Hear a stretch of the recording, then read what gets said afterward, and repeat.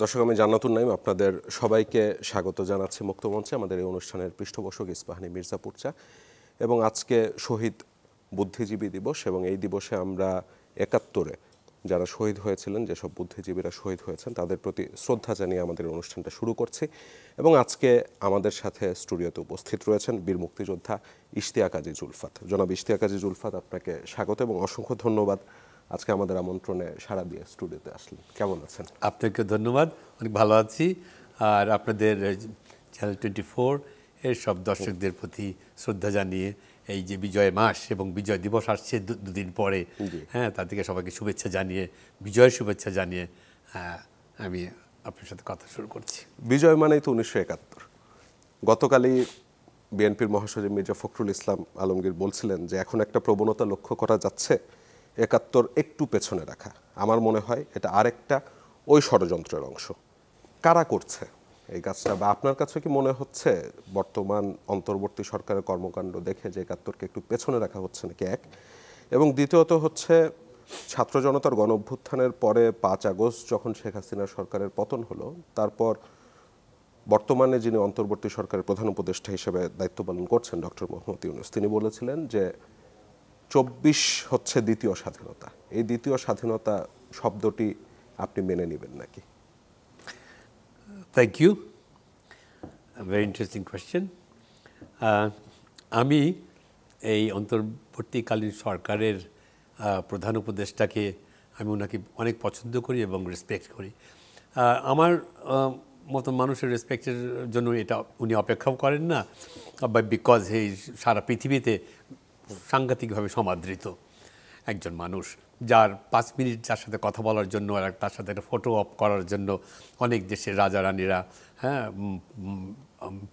দেশের প্রধানরা অপেক্ষা করছেন। উনি কি বলেছেন, কোন জিনিসটা ট্যাকেল করতে গিয়ে কি বলতে হয়েছে আমি জানি না। তবে আপনি ৭১কে কেমন করে বাদ দেবেন, বা এটার কথা চিন্তাই বা আসবে কেন? Is not the first time that has been spoken. ৭১ নিয়ে বলে 1947 হয়েছে, আর তারপরে 2024 এসছে। তো আপনি যদি বাংলাদেশের কথা চিন্তা করেন দেশ হিসেবে, তো আপনাদের প্রসব বেদনা তো আপনার ৭১-এর, হ্যাঁ, ওই প্রসব বেদনায় তো বাংলাদেশের জন্ম হয়েছে। তা আপনি আপনার মাকে ভুলে যাবেন, আপনি আপনার সেই তখনকার ইতিহাসকে ভুলে যাবেন, এটা তো ঠিক না। মানে ভুলে যাবেন বলছেন, আপনার কাছে কি মনে হচ্ছে যে এই সরকার ভুলে যাচ্ছে? আমার মনে হয় না, যেভাবে জিনিসটা যাচ্ছে ঠিক ওইভাবে না। এখন আমরা অনেক রকম 15-16 বছরের আবর্জনা পরিষ্কার করতে গিয়ে ওনারা যা যা ফেস করছেন, এটা আকাশচুম্বী। তো হ্যাঁ, কিছু কমপ্লেক্স তো আছেই সাধারণ মানুষের, কারণ দ্রব্যমূল্যের জায়গাটা যেভাবে যেখানে চলে গেছে, there is no sign really পিছনে কি ডিরেকশনস দিচ্ছেন, কিভাবে, হ্যাঁ, উপদেষ্টারা কাজ করছে, that is another thing, that is আমরা দেখতে পাচ্ছি না। কিন্তু আমরা যখন বাজারে যাচ্ছি, আমরা উই আর বিং হার্ট মনিটারিলি। তো এই যে জিনিসটা যে হ্যান্ডেল করবে, ট্যাকেল করবে, এগুলো ট্যাকেল করে যদি আমরা কোনো সেই রকম চিহ্ন দেখতাম, তাহলে বুঝতাম যে না, হ্যাঁ, জাস্ট 4 মাসের মধ্যে 16 বছরের আবর্জনা পরিষ্কার করা যায় না, we must give it more time. তো ওনার এরকম কোনো স্টেপসও তো নিতে দেখছি না। তার কারণ যদি খালি প্রাইসেসের কথা বলি, তাহলে দেখেন এই টমেটো যদি যেখানে হয় চরের মধ্যে বা যেখানে হোক, সেখানে এটার দাম হলো গিয়ে 2 টাকা 3 টাকা। ঢাকায় আসতে আসতে সেটার দাম হয়ে যায় 70-80 টাকা, মাঝে মাঝে 100-150 টাকা। এই যে ডিফারেন্সটা, এই যে মিডলম্যান, এই যে সিন্ডিকেট, হ্যাঁ, এটা বাইপাস করার জন্য যা যা জিনিস করবার দরকার সরকার কি করেছে? উনি কি ওনাকে স্টেপ নিয়েছেন যে না, আমরা এই জিনিসটা পৌঁছে দেব, আমরা কোনো মিডলম্যান এখানে থাকতে দেব না। ঢাকা শহরে একদম তরি তরকারি সব কিছু আমরা উজাড় করে দেব, চিটাগাং উজাড় করে দেবো, খুলনায় দেব, সাধারণ মানুষের কাছে এটা পৌঁছে যাবে। তো ওরকম কোনো স্টেপস এখন পর্যন্ত দেখিনি। আমি আপনার কাছে যে ব্যাপারটা জানতে চাচ্ছিলাম জনাব ইশতিয়াক আজিজ, যে ওই যে মির্জা ফখরুল যে একটা অভিযোগ করেছেন যে দেখে মনে হচ্ছে যে একরকম প্রবণতা লক্ষ্য করা যাচ্ছে যে ৭১ একটু পিছনে রাখা হচ্ছে, আপনার কি তাই মনে হচ্ছে নাকি? অনেক দিক দিয়ে এক্স্যাক্টলি উনি অনেক জ্ঞানী মানুষ, উনি কোন অ্যাঙ্গিকে কোন অ্যাঙ্গেলে এই কথাটা বলেছেন, হ্যাঁ এটা ঠিক আমি এখন পর্যন্ত আমি আপনার কাছ থেকে শুনলাম, সকালে শুনেছি একবার, কিন্তু আমি ঠিক বলতে পারছি না। তবে হ্যাঁ, অবশ্যই ৭১কে ফেলা হচ্ছে, খালি ৭১কে ফেলা হচ্ছে না, গত ৫০ বছরে যে সমস্ত ঘটনাগুলি ঘটে গেছে সেগুলো কিন্তু সম্মুখে আসছে না। For example, one of the most serious things that happened in this country, there are a lot of small things happened. যেরকম সিরাজ সিকদারকে উঠিয়ে নিয়ে হত্যা করেছে, হ্যাঁ, এই প্রথম আমাদের দেশের কিলিং, কি বলে ওটাকে, এই যে ক্রস ফায়ার, আমাদের দেশের প্রথম ক্রস ফায়ার, হ্যাঁ, এবং সেটা উনি স্বীকার করলেন শেখ মুজিবুর রহমান যে হ্যাঁ কোথায় সিরাজ সিকদার। তো ওখান থেকে শুরু করে নিয়ে আজ পর্যন্ত আপনি দেখেন এই 7 মার্ডার, হ্যাঁ, তারা এখনও জেলে আছে, ভালো আছে, ওনাদের কোনো সময় শেষ হয় না। আপনি ওই সাংবাদিক দুজন স্বামী স্ত্রী, সাগর রু নিজে মারা গেল, হ্যাঁ, 100 কতবার সেটা নিয়ে চেঞ্জ হয়েছে, সেটা নিয়ে আসলো না। তারপরে দেখেন আপনি বিডিআর কিলিং আনেন, আপনি হেফাজত কিলিং আনেন, জামাত কিলিং আনেন, এই সমস্ত কিলিংগুলি আনেন, ওগুলি কিন্তু সম্মুখে আসছে না। বিডিআর কিলিং তো আনতেই হবে আপনার সামনে, এইটা ডিসেম্বর মাস ফেব্রুয়ারি আসছে, আপনি এই অন্য জিনিসের আপনি সামনে নিয়ে আসছেন কিছু, কিন্তু আপনি কেন বিডিআর কিলিংকে আপনি সামনে আনবেন না? আমার দেশের আর্মি, আমার দেশের 57 জন অফিসারকে তারা প্ল্যান করে, প্রোগ্রাম করে ওখানে নিয়ে দরবার হলে নিয়ে অনাম করে, দরবার হলে মানুষ অস্ত্র নিয়ে ঢোকে না, হ্যাঁ, ওনারা ভিতর থেকে ফোন করেছেন, সারা জীবন অস্ত্র নিয়ে নাড়াচাড়া করলাম, এখন অস্ত্র ছাড়া আমরা মরবো, তো অস্ত্র পাঠাতে বন্দোবস্ত করা আমাদেরকে, আমরা একটু লড়ে মরি, হ্যাঁ।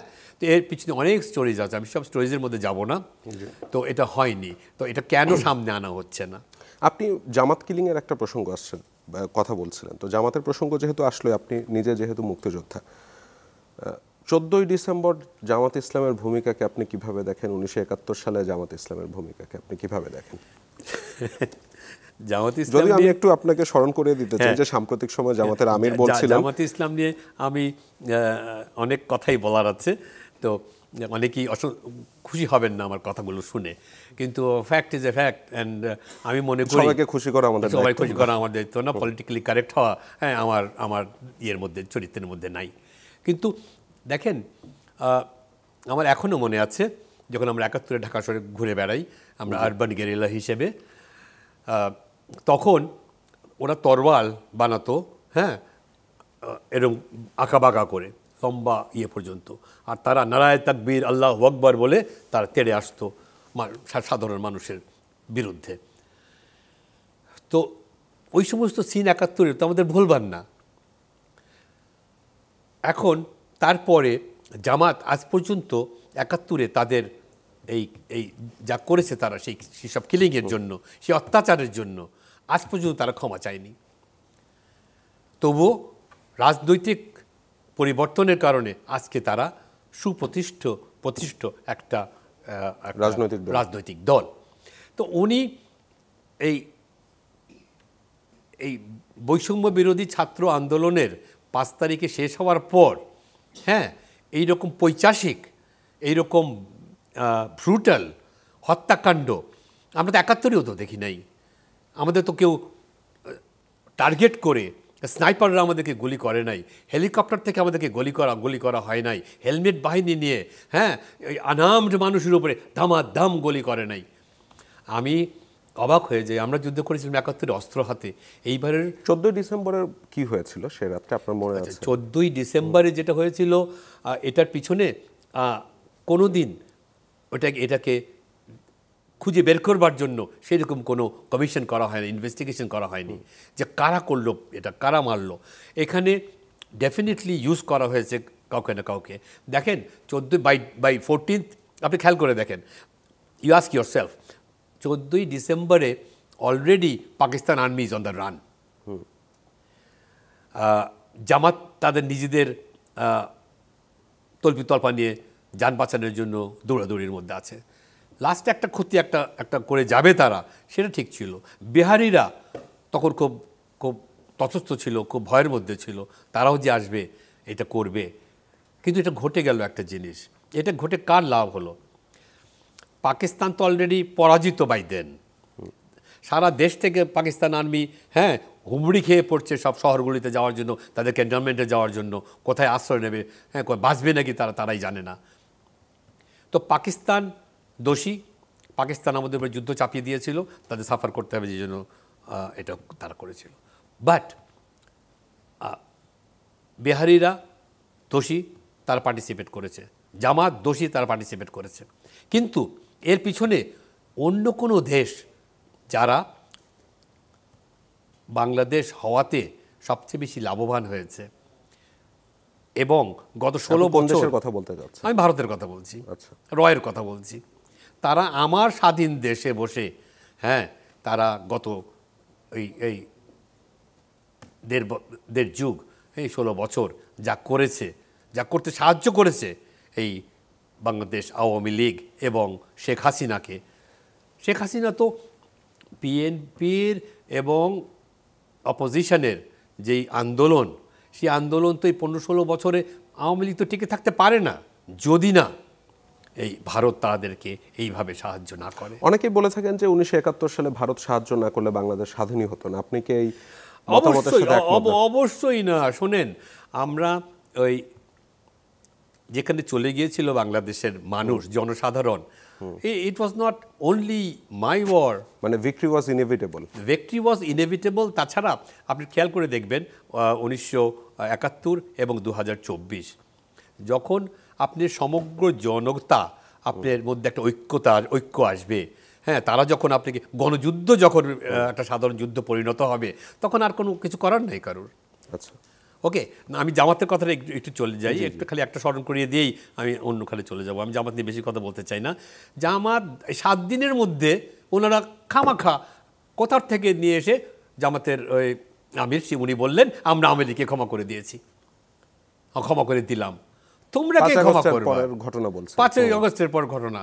তোমরা তোমাদের এই দুরভিসন্ধি, এই আজকে এর কাঁধে কালকে ওর কাঁধে, তোমরা একটা প্যারাসাইট। তোমরা আজ পর্যন্ত সাফার করে আছো।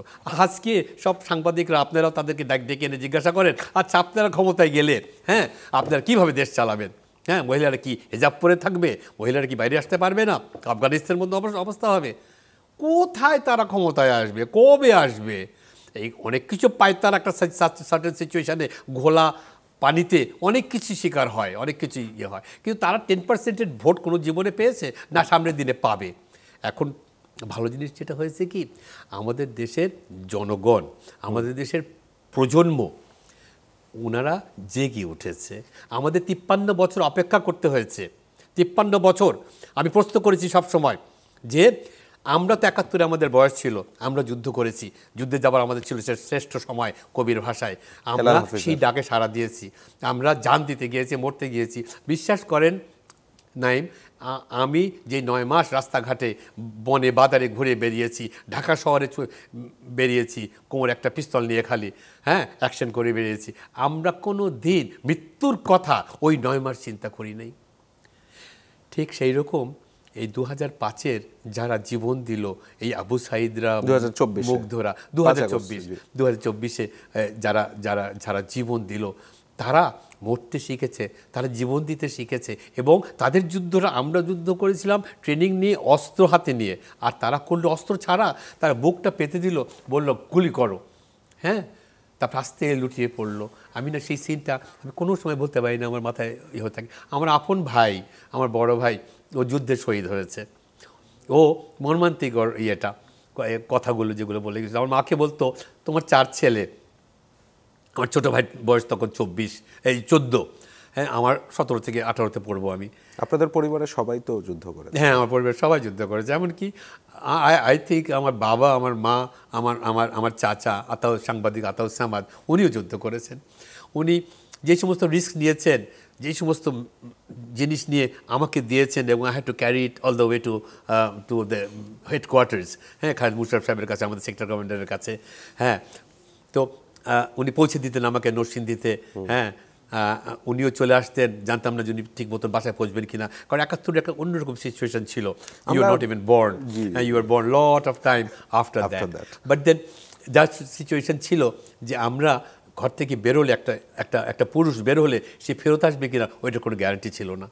হ্যাঁ, কিন্তু এই 14 বছরও কিন্তু, এই 16 বছর এই এই আওয়ামী লীগের অধীনে, এই শেখ হাসিনার অধীনে ওটা কিন্তু ওই জায়গায় চলে গিয়েছিল যে অপোজিশনের কেউ, বিএনপির কেউ, জামাতের উপর দড়ির উপরে রাখতো, হেফাজতকেও রাখতো, এমনকি বলতো যে বেশি বার জানি না তোমরা বেশি বেরো না, হেফাজতকে কী করেছি দেখো নাই, অমুককে কী করেছি দেখো নাই, হ্যাঁ সাবধানে থাকো, নাহলে একদম হেফাজত বানিয়ে দেবো। এইরকম থ্রেট এবং এরকম অস্ত্রের ইয়েতে রাখা, হ্যাঁ, আমাদের জেলের মধ্যে পর্যন্ত গিয়ে ওই পিন্টুকে, ওই আমাদের পুরান ঢাকার আমাদের বিএনপি নেতা, তাকে পর্যন্ত মারা হলো। নাসিরউদ্দিন পিন্টুর কথা বলি। আমি বলি যে ওই জামাতের নেতা, ওই যে আমাদের ইসলামিক এই যে পিজিতে যে মারা গেল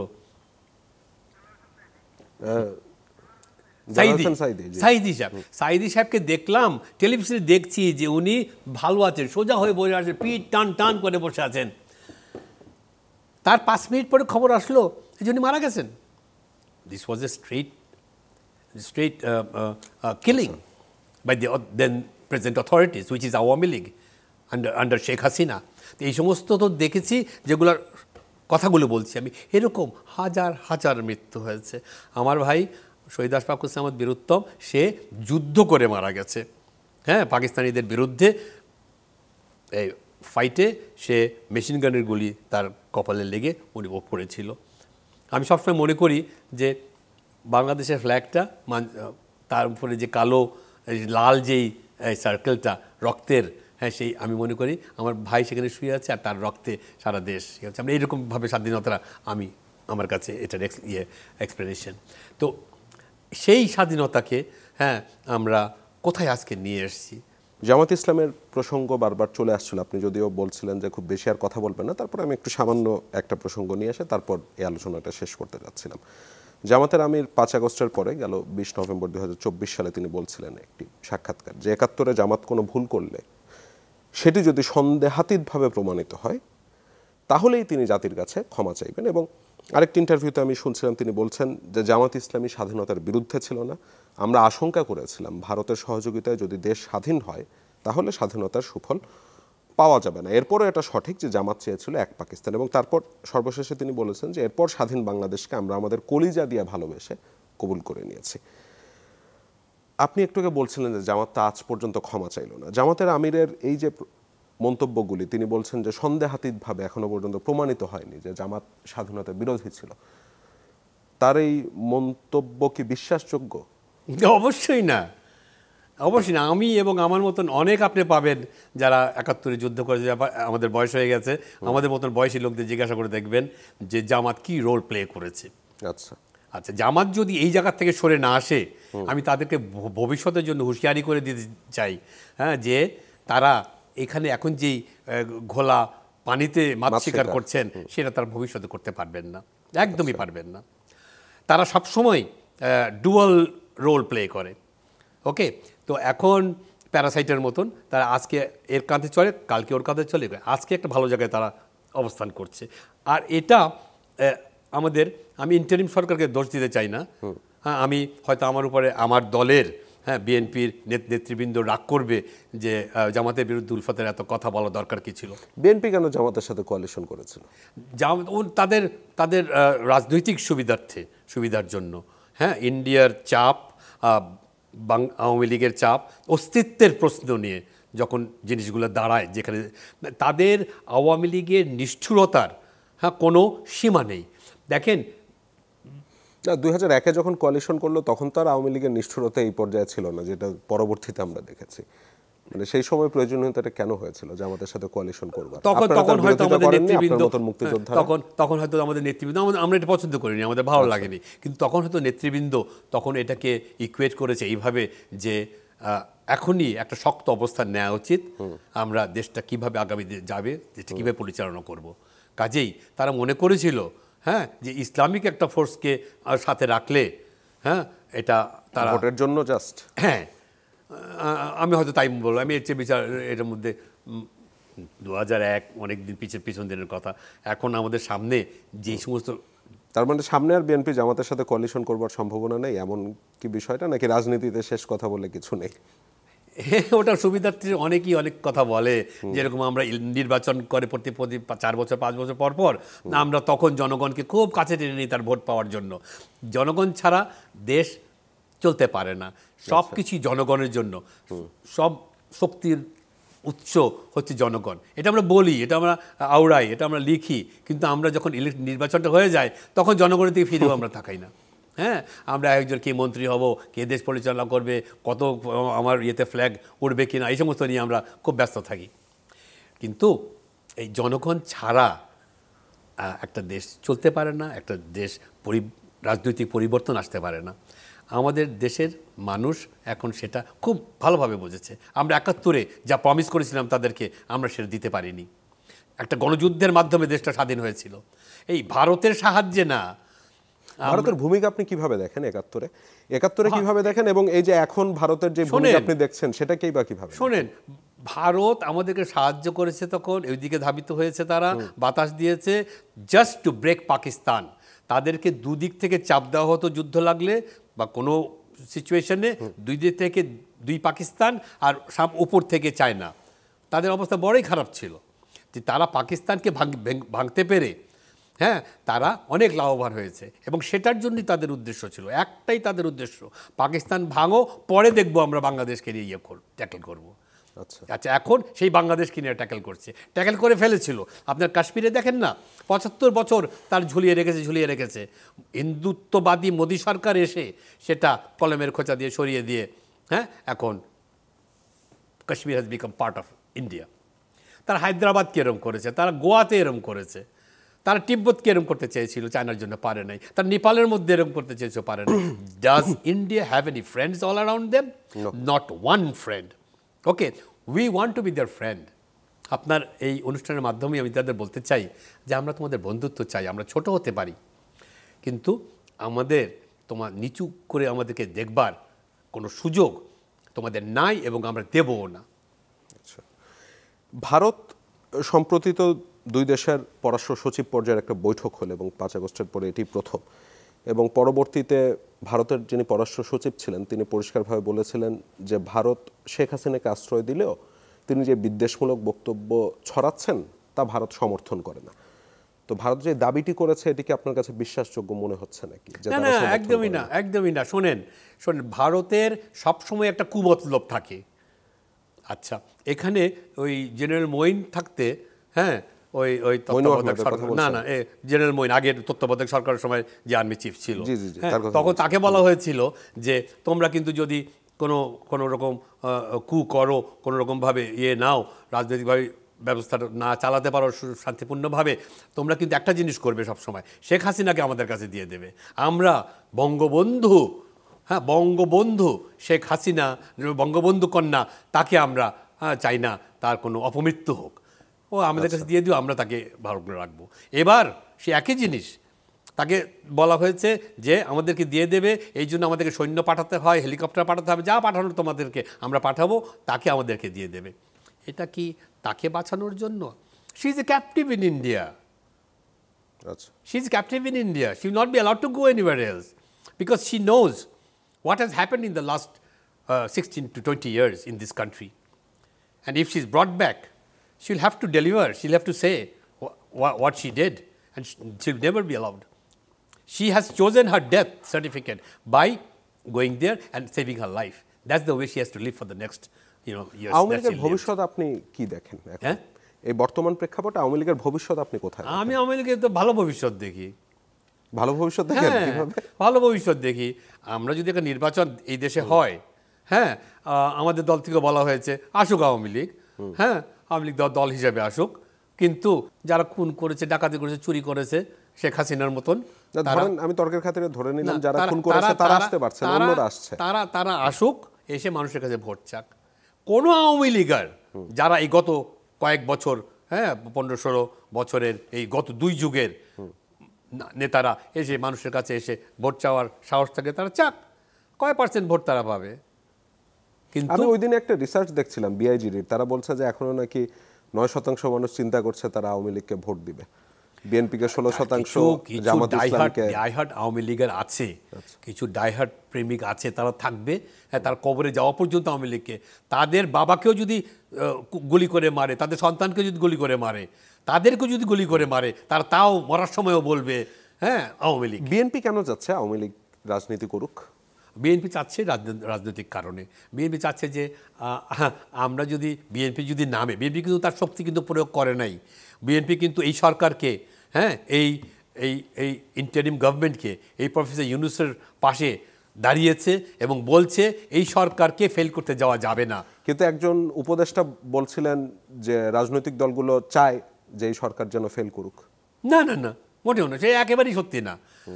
আমি তো মনে করি I am so thankful and I praise, আমি সালাম দিই, বারবার স্যালুট করি ডক্টর ইউনূসকে, যে উনি এই সময়, এই কঠিন সময় উনি এই বাংলাদেশের হালটা ধরেছেন। He has brought us up from down there, from the crevice into the light, and he's holding it, and I know he does not have any, তার ওনার কোনো পার্সোনাল অ্যাম্বিশন কিছু নেই যে উনি দেশ পরিচালনা করবেন, উনি দেশের প্রাইম মিনিস্টার, প্রেসিডেন্ট হবেন। উনি জাস্ট চাচ্ছেন এই সংস্কারগুলো করে দিয়ে ভবিষ্যতের জন্য জানি হাসিনার মতন কোনো স্বৈরাচার বা ইন্ডিয়ার মতন ইয়েতে চাপে পড়ে, ওদের ট্র্যাপে পড়ে জানি কোনো স্বৈরাচার তৈরি না হয়। বিএনপি বারবার বলছে যে সব সংস্কার তো করবার দরকার নেই, কিছু সংস্কার রাজনৈতিক দলগুলোর হাতেও রেখে দেওয়াটা দরকার। অবশ্যই তারা তো বলতেই পারে। একজন উপদেষ্টা বলছেন যে 53 বছরে তাহলে রাজনৈতিক দলগুলো কি সংস্কার করলো যদি এখন তারা করতেই চায়? হ্যাঁ, দেখেন এখন 53 বছরে কারা কারা এসছে, কোন পরিবেশে এসছে, কি করতে এসছে, হ্যাঁ, সবাই তাদের আখের গোছাতে এসছে, হ্যাঁ, করে এরকম হয়নি।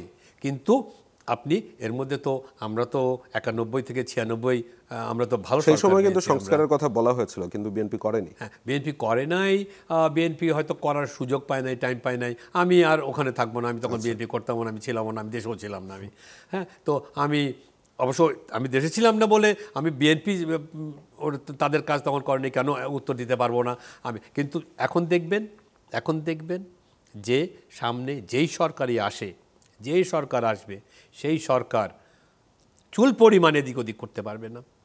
যদিও ইন্টারিম সরকারকে আমি ডক্টর ইউনূসকে স্যারকে আমি বলবো যে স্যার আপনারা অনেক কাজই করেন নাই, করতে পারছেন না। যেমন আপনারা যা আওয়ামী লীগের সব সিন্ডিকেট, এই যে এই যে আবুল খায়ের গ্রুপ বলেন, মেঘনা গ্রুপ বলেন, অমুক তমুক গ্রুপ বলেন, হ্যাঁ, যারা ওই খাতুনগঞ্জ গ্রুপ বলেন, তারা এই দেখেন না এখন আবার আমার কথা তো কিছু থেমে থাকবে না। হ্যাঁ, এইবার ঈদেও দেখেন যে কি কত কিছু করে তারা। যদি অর্থ উপদেষ্টা কয়েকদিন আগে বলছিলেন যে ঈদে মানে রোজায় আর জিনিসপত্রের দাম বাড়বে না, চেষ্টা করবে সরকার, চেষ্টা করবে, কিন্তু তারা যে স্টেপ, কিন্তু তাদের বক্তব্যকে আপনার কাছে মনে হচ্ছে না যে আগের মতনই যে জিনিসপত্রের দাম বাড়বে না বলছে, প্রতিশ্রুতি দিচ্ছে, কিন্তু কাজ হচ্ছে না। এই কাজগুলো করাতে হবে। হয় উনি কাজ করান স্যার, আপনি হয় কাজ করান, না হলে আপনি সংস্কারগুলো করে অ্যাটলিস্ট আপনি ইলেকশন কমিশনের সংস্কারটা এটা করে আপনি পুলিশকে ঠিক করে, হ্যাঁ, আর্মির সাপোর্ট নিয়ে আপনি একটা নির্বাচন দিয়ে দেন। দেশের মানুষ ভোট দিয়ে যারে খুশি তারে আনুক, যারে খুশি, আমি কোনো পার্টিকুলার নাম আমি বললাম না, কাউকে বাদও দিলাম না নাম থেকে, যারে খুশি আনুক, দেশ তারা পরিচালনা করবে। তখন তারা কী সংস্কার হবে না হবে পার্লামেন্টের মাধ্যমে, তো মাধ্যমে, ডিবেটের মাধ্যমে সেই সংস্কারগুলি আসুক। এটাই তো স্বাভাবিক, এটাই তো হওয়া উচিত। কিন্তু ক্ষমতায় চলে গেলে রাজনৈতিক দলগুলোর মানে অন্তত ইতিহাস তো বলছে যে তারা সংস্কার করেন। এটা নাইম, এটা আর কোনো পুনরাবৃত্তি হবে না, এটা হবে না। আপনি এতটা আশাবাদী কিভাবে হচ্ছেন? মানে 71-এ তো বিশাল একটা গণযুদ্ধ হলো, হবার পরে কি সেই সংস্কার হয়েছিল? হয়তো নি, হয়নি। কিন্তু দেখেন হয় নাই কেন? আমরা যার পিছনে, যারের সামনে রেখে আমরা যুদ্ধ করলাম, আমাদের প্রত্যেকটা ব্রিফিংয়ে আমার মনে আছে খালেদ মুশাররফ সাহেব, হ্যাঁ, he look like Marlon Brando, হ্যাঁ, কোমরে একটা রিভলভার, নীল একটা শার্ট, খাকি প্যান্ট, বুটসের মধ্যে আমি একটা মুক্তিযোদ্ধা মাটিতে বসে আছি, উনি বলছেন আমাদেরকে, হ্যাঁ, বলছেন তোমরা এটা করবে, তোমাদের হিট অ্যান্ড রান, তোমাদের এই হবে, তোমাদেরকে এই করব আমরা, যখন দেশ স্বাধীন হয়ে যাবে তোমাদেরকে মিলিশিয়া, তোমাদেরকে আর্মিতে নেব আমরা, তোমরা দেশ চালাবে, তোমরা দেশ পরিচালনা করবে। আর সব কিছু under the leadership of Sheikh Mujibur Rahman, যে চলে গেছে পাকিস্তান। উনি ওনার ওয়াইফকেও বলেছেন ওদিনকার রাত্রে, বলতে আমার ওই সিগারেটগুলো দিয়ে হচ্ছে, উনি পাইপ করতেন, ওটা কিন্তু ঠিক মতন দিও, আর ওখানে অনেক ঠান্ডা, আলওয়ান টালওয়ান দিয়ে দিও। হ্যাঁ, এদিকে আমরা আমাদেরকে মৃত্যুর মুখে রেখে দিয়ে উনি চলে গেলেন। আচ্ছা, এবং জিয়াউর রহমান সাহেব যদি 27 তারিখের সকালে যদি স্বাধীনতার ঘোষণাটা না দিতেন যে উই রিভোল্ট, কারণ 25 তারিখের রাত্রে যে হত্যা কাণ্ডগুলো চালালো, হ্যাঁ, সেটা তো একটা অমানসিক বর্বরতার। তিনি তো নিজে প্রথমে ঘোষণাটা দিলেন নিজেকে প্রেসিডেন্ট দাবি করে। হ্যাঁ, উনি তখন তো কি করবে, তখন তো মানুষ একটা দিক নির্দেশনা চাচ্ছিল। উনি একটা মেজর, হ্যাঁ, ওনার সোলজারদেরকে নিয়ে বের হয়ে গেছেন। পরে তো বঙ্গবন্ধুর হ্যাঁ, উনি বের হয়ে গেছেন। উনি দেখেন উনি কতখানি সাহসী, কতখানি মানে একজনের ফোকাস থাকলে উনি সব ওনার কাঁধে নিয়ে নিলেন, হ্যাঁ, against the whole of Pakistan army. উনি এক রেজিমেন্ট নিয়ে উনি বের হয়ে গেলেন এবং উনি ডিক্লেয়ার করলেন, I declare the independence of Bangladesh, we revolt and we will continue this fight till the last soldier, the last occupation army is in this country, বা বাংলাদেশ জিন্দাবাদ। এটা করলেন প্রথমে এটা শুনলাম আমরা। শুনে তো আমাদের রক্ত আমরা টকবক করতে লাগলো। তখন বুঝলেন যে আর্মিও আছে আপনাদের সাথে, আর্মি আছে, একটা যুদ্ধ হবে, একটা কারা হবে, কোথায় হবে, কোন আর্মি কি, আমরা দরকার নাই। এটা একটা প্রতিরোধ একটা হবে, আমরা সেখানে পৌঁছাবো। আমরা যাওয়ার একটা যুদ্ধে যাওয়ার আমরা একটা ঠিকানা পেলাম, যাওয়ার একটা জায়গা পেলাম। আকাশে একটা ধ্রুব তারার মতন জ্বলে উঠলো, আমরা সেদিকে ধাবিত হলাম। এই আমাদের মতন যারা আমাদের বয়স যুদ্ধে যাওয়ার সময় ছিল, আমরা যুদ্ধের ওই ডাকে আমরা সাড়া দিলাম এবং উই ডেলিভার্ড। আমরা যদি আর একটা যুদ্ধ পেতাম, আর একটা বর্ষা পেতাম, আমরা ভীষণ ভয় পেত ওরা, বৃষ্টি এবং নদ নদী এই সমস্ত, তাই এই দেশে থাকতে চায় নাই। ওদিকে মিথ্যে কথা বলে আনা হয়েছে। হ্যাঁ, ওরা সবাই লুঙ্গি উঠে দেখে, হ্যাঁ, যে এই সব মুসলমান, হ্যাঁ, অল্প কিছু হিন্দু। কাজে ওই হিন্দু কোনো সময় তার এটা কোনো থ্রেট ছিল না। জনাব ইশতিয়াক আজিজ, আমার একটা ব্যাপার জানবার আগ্রহ ছিল। আমার এই অনুষ্ঠানে তাজউদ্দিন সাহেবের কন্যা এসেছিলেন, বড় কন্যা, এবং তিনি বলেছিলেন যে বঙ্গবন্ধুর যে 26শে মার্চের স্বাধীনতার ঘোষণাটা বলা হয়ে থাকে আওয়ামী লীগের পক্ষ থেকে, তা নিয়ে সংশয় আছে। একদম মিথ্যে কথা, এটা টোটালি মিথ্যে কথা। তাহলে ওই যে বলা হয় যে ইপিআর থেকে একটি ঘোষণা দেওয়া হয়েছিল, বাজে কথা, টোটালি বাজে কথা। সব এগুলো বানানোর জিনিস, সব বানানোর জিনিস। ওনার কাছে তাজউদ্দিন সাহেব গিয়েছিলেন, বলেছিলেন আপনি দুটা কথা বলে দেন আর এই কাগজটা, স্বাধীনতার কাগজে সই করে দেন। বলে কি, আমারে তোমরা ওই জেলে ঢুকানোর বন্দোবস্ত করবা, আমি কিছু করবো না, কোনো সই আর কথা করবো না, আর আমি কোনো কিছু সিগনেচার করবো না, কোনো কথাও বলবো না, বলে উনি চলে গেছিলেন। 71-এ তাহলে যেখানে শেখ মুজিবুর রহমানের শেষ, 25শে মার্চ পর্যন্ত, 27শে মার্চ থেকে সেখান থেকে জিয়াউর রহমানের শুরু। এটা একটা সত্যি জিনিস। কোনোদিনও কোনো সময় মিডিয়াতে এসে কোনো একটা মিথ্যা কথা বলবো না, আর কোনোদিন ডাকবেন না, কোনোদিন আসবো না যদি মিথ্যা কথা আমি বলে থাকি। যেখানে শেখ মুজিবুর রহমানের শেষ, সেখানে জিয়াউর রহমানের শুরু। জিয়াউর রহমান যতদিন বেঁচে ছিলেন, আর্মিতে ছিলেন, ততদিন উনি ক্ষমতা নেন নাই, ততদিন কিন্তু একবারও বলেন নাই যে আমি ঘোষণা দিয়েছি এই 71-এ মুক্তিযুদ্ধের এবং বিএনপি তাহলে এটা নিয়ে এত মাথা ব্যথা কেন পরবর্তীতে? মাথা ব্যথা কারণ তারা আপনি যখন কর্নার্ড হবেন, আপনার উপরে যখন নানান রকম চাপানো হবে, আপনাকে জিয়াউর রহমান সে পাকিস্তানের চর, সে যুদ্ধ করলো, সে স্বাধীনতা ঘোষণা করলো, যার নামে সেক্টর একটা করা হলো, হ্যাঁ, জেড ফোর্স করা হলো, তাকে শেখ মুজিবুর রহমান বীর উত্তম খেতাব দিলেন, তারপরে তাকে বলা হচ্ছে পাকিস্তানি চর। আওয়ামী লীগ তো বলতো যে জিয়াউর রহমান নাকি একটা গুলিও ছুড়েন নাই। একটা গুলি ছুটবেন না কেন? উনি ফ্রন্টের থেকে উনি গাইড করিয়েছেন। উনি সিলেট মুক্ত করে উনি 14 ডিসেম্বর উনি আর্মি নিয়ে দেশে প্রবেশ করেছেন। ওনার এখনো অনেক জীবিত তার এই মেজর হাফিজউদ্দিন বিক্রমের মতো অনুষ্ঠানে এসেছিলেন না, ওনার কাছে শুনবেন যে উনি কি যুদ্ধ করেছেন কি করেন নাই। হ্যাঁ, তো দিনকে রাত করা যায়, রাতকে দিন করা যায়, বা ইতিহাসে এটা বের হয়ে আসে। হ্যাঁ, আওয়ামী লীগ কোনোদিন কোনো যুদ্ধ করে নাই।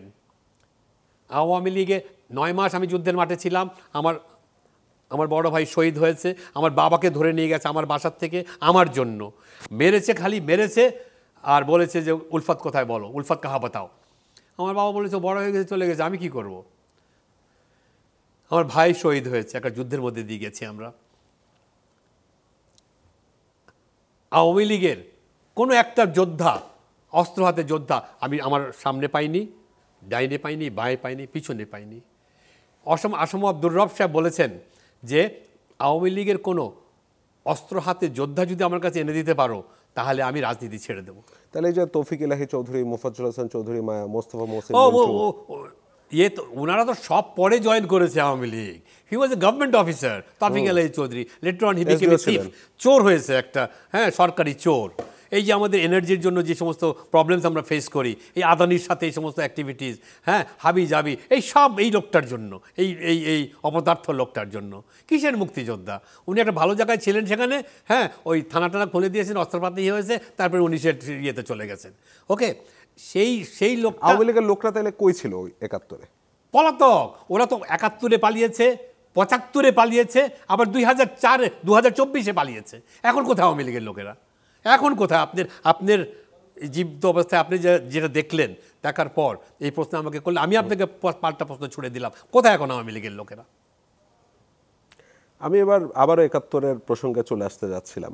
আপনার মুক্তিযুদ্ধের কিছু স্মৃতিকথা জানতে যাচ্ছিলাম। আপনি তো ক্র্যাক প্লাটুনের সদস্য ছিলেন এবং বারবার খালেদ মোশাররফের কথা চলে আসছিল এবং তার সম্পর্কে আমার ব্যক্তিগতভাবে একরকম ভয়ঙ্কর ফ্যাসিনেশন কাজ করে। তো মুক্তিযুদ্ধে কিভাবে জড়িয়ে পড়লেন, প্রশিক্ষণ নেবার সেই সময় সুযোগ হয়েছিল নাকি? খালেদ মোশাররফ সম্পর্কে কিছু জানতে যাচ্ছিলাম এবং 71-এর দিনগুলি পড়বার পরে রুমি জামি তাদের সম্পর্কে আমার একটা জানবার আগ্রহ ছিল। তাদের সাথেও নিশ্চয়ই আপনার দেখা হয়েছে। মেজর ডালিম also is a very good friend of mind. আচ্ছা, হ্যাঁ, আমার মেজর ডালিমের ছোট ভাই স্বপন ভাই, হ্যাঁ, তো সেও আমার খুব কাছের লোক। হ্যাঁ, স্বপন ভাই আমার বড়, তার বড় হলো ডালিম ভাই, যিনি বঙ্গবন্ধু হত্যার সাথে সরাসরি জড়িত ছিলেন। হ্যাঁ, হত্যার সাথে জড়িত।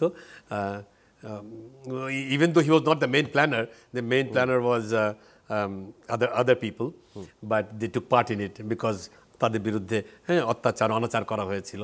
তারা বিক্ষুব্ধ ছিল এবং তারা যখন তাকে তো আমি কিন্তু মেজর ডালিমের কথা যে এখন বলছি সে আওয়ামী লীগ নাই সেই জন্য না। আমি ওই 50টা মাইকের সামনে, হ্যাঁ, প্রেস ক্লাবে বলেছি আমি যে মেজর ডালিম আমার বন্ধু ছিল। তো সবাই আওয়ামী লীগের টাইমে আমি এরকম একটা কথা বলছি পাবলিকলি, কিন্তু স্তম্ভিত হয়ে যায়, এটা কথা পাগল নাকি এই লোকটা? আপনাকে তো গ্রেফতারও করলো। হ্যাঁ, গ্রেফতার পরে করেছে। তা আমি বলেছি যে মেজর ডালিম ওয়াজ এ ফ্রেন্ড অফ মাইন, আমার বন্ধু ছিলেন, আমার বড় ভাই ছিলেন বলে আমি চুপ করেছি একটু। সব জায়গায় যারা অ্যাটেনশনটা দিয়েছে আমাকে, আমি বলেছি ওই মেজর ডালিম শেখ কামালেরও বন্ধু ছিল এবং শেখ পরিবারের বন্ধু ছিল।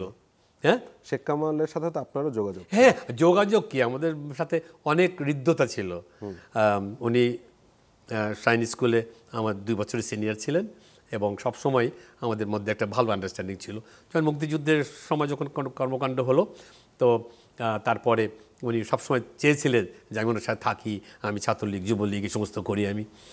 তো আমি কোনোদিন ওইদিকে বাপ মায়ের ইয়েতে দোয়ায় এবং তাদের এই শাসনে ওই দিকে আমি ধাবিত হতে পারিনি। এনিওয়ে, তো আমি ডালিমের কথা তখনও বলেছি। তো এখন যেটা নিয়ে কথা বলার ইয়ে ছিল আপনার প্রশ্নের উত্তরে, সেটা হচ্ছে গিয়ে যে আওয়ামী লীগ যুদ্ধ তো করেই নাই, বরং মুক্তিযুদ্ধের পর দেশ স্বাধীন হলো, আমরা এত বড় আত্মা নিয়ে, হ্যাঁ, আমরা তাকে দেশ শাসন করবার আমরা ইয়েটা দিলাম। বঙ্গবন্ধু শেখ মুজিবের কথা, শেখ মুজিবুর রহমানের কথা, শেখ মুজিবুর রহমান, তো তাকে 10 তারিখে দেওয়া হলো। উনি আসলেন, উনি দেশ পরিচালনা করতে লাগলেন। তো উনি প্রথমেই মুক্তিযোদ্ধাদেরকে সাইড করে ফেললেন। দেখেন, উনি 10 তারিখে এসছেন, 14 তারিখে উনি দৌড়ে গেছেন ওই টাঙ্গাইলে ওই অস্ত্র সমর্পণের জন্য। হ্যাঁ, 1,20,000 অস্ত্র আনালেন। যখন দিল্লি থেকে ঢাকায় আসে প্লেনে, সেই প্লেনে ছিল শেখ মুজিবুর রহমান, ডক্টর কামাল হোসেন, তার স্ত্রী আব্দুল সামাদ আজাদ, ফরেন মিনিস্টার, আর আমার চাচা আতাউস সামাদ। তো প্লেনের মধ্যে কথা হচ্ছে, তো আব্দুল সামাদ সাহেব, সামাদ, ওই মন্ত্রী সামাদ, উনি বুঝাতে চেষ্টা করছেন শেখ মুজিবুর রহমানকে যে দেশে তো স্বাধীন হয়ে গেছে, তো এখন একটাই খালি প্রবলেম, এই লেফট গ্রুপের সাথে, হ্যাঁ, ওই যারা অ্যান্টি সোশ্যাল অ্যাক্টিভিস্টদের কাছে অস্ত্রপাতি চলে গেছে, আপনার দায়িত্ব হলো খালি অস্ত্রগুলো রিকভার করবার। ওকে, তো উনি তখন বললেন যে আমি টাঙ্গাইলে যাব, উনি অস্ত্র রিকভার করলেন এবং বলা হলো সবার অস্ত্র জমা দাও। হ্যাঁ, আমরা 9 মাস যে অস্ত্র নিয়েছিলাম, হ্যাঁ, আমরা একটা সাহসের জিনিস ছিল আমাদের, আমাদের একটা অহংকারের জিনিস ছিল আমাদের অস্ত্র, সেটা সারেন্ডার করতে বললো। তাহলে অস্ত্র এরপর কাদের হাতে ছিল? তারা কি ওই যে আমাদের হাতে ছিল না? তারপরে আপনারা তো অস্ত্র জমা দিয়ে দিলেন, তারপরে আমি আমার অস্ত্র জমা দিই। আপনি দেননি? না, আমার 2 ট্রাক অস্ত্র আমি জমা দিইনি। ঢাকা নারায়ণগঞ্জ সব জায়গায় আমার অস্ত্র লোকানো ছিল। Anyway, another story for another day. কি করেছেন সেই অস্ত্র দিয়ে পরে? ওটা যখন 15ই আগস্টের পর যখন ডালিম ভাইরা যখন পরিচালনা করলো 2 মাসের জন্য, তখন ডালিম ভাই জানতো যে আমার কাছে অনেক অস্ত্র আছে। তা আমার অস্ত্রগুলো রিকভার দেখিয়ে খবর কাগজে অনেক নিউজ করেছেন উনি। পরে আমাকে ডিসেম্বরের কোন একদিন আমাকে ডিজিএফআই উঠিয়ে নিয়ে গেল। ডিএফআই তখন ডিজিএফআই ছিল না, ডিএফআই, ডিফেন্স ফোর্সেস ইন্টেলিজেন্স, আমাকে উঠিয়ে নিয়ে গেল। উঠিয়ে নিয়ে গিয়ে বললো যে এই যে তোমার হাতের লেখা, এখানে তোমার কাছে এই সব অস্ত্র আছে, হ্যাঁ, তোমার সিগনেচার নিচে, এগুলো তো আমাদের তো রিকভার করতে হবে। আমি বললাম একটাও নাই আমার কাছে। বলে কেন?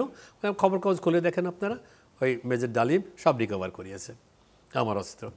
হ্যাঁ, তো যাই হোক, 71-এর স্মৃতি কথা জানতে চাচ্ছিলাম খুব সংক্ষেপে, আসলে জানবো মানে খালেদ মোশাররফের সাথে আপনার সম্পর্ক কি ছিল, কিভাবে পরিচয় হলো, আচ্ছা, আর ক্র্যাক প্লাটুন নামটা বলা হতো কেন? আচ্ছা, হয়েছে কি ব্যাপারটা এরকম যে আমি প্রথমেই মার্চে সারা মাস ধরে গন্ডগোল, স্বাধীন হবে, এই ইকবাল হলের সব জায়গায় ক্রলিং করানো হচ্ছে, ওই বার্বড ওয়্যার ওই ইয়ে করানো হচ্ছে, ক্রস কেমন করে করতে হবে সেগুলো দেখানো হচ্ছে, এই ট্রেনিং ভাব একটা পাকিস্তান আর্মি, হ্যাঁ, ওই বল্লার চাকের মধ্যে ঢিল মারা হচ্ছে এগুলো করে। তো যাই হোক, আমরা একটা যুদ্ধ ভাব আমাদের তখন, বয়সে কিছু বুঝিও না জানিও না। তো যুদ্ধ যে কি সেটা পরে বুঝলাম। আমরা তখন 2টা গাদা বন্দুক, একটা রিভলভার আর 2টা .22 এ নিয়ে আমরা প্রিপারেশন নিয়েছি মার্চ মাসে, যে যুদ্ধ হলে আমরা ওগুলি নিয়ে যুদ্ধ করব। 25শে মার্চের রাত্রে আমি ইয়েতে দাঁড়ানো, রাতে ওই ইত্তেফাক অফিসের পাশের বাসা আমাদের, একটা বাড়ি পরে। আচ্ছা, হ্যাঁ, অভয় দাস লেনে? না, আরকে মিশন রোড। ইত্তেফাক হলো 1 নম্বর আরকে মিশন রোড, 2 হলো ছিল একজন মোতালাব কন্ট্রাক্টর সাহেবের বাসা, আর আমাদের হলো 2/1, এখন যেটা ইনকিলাব বিল্ডিং। হ্যাঁ, ওইটা আমাদের জন্মস্থান, আমার বড় হয়েছে আমি ওখানে।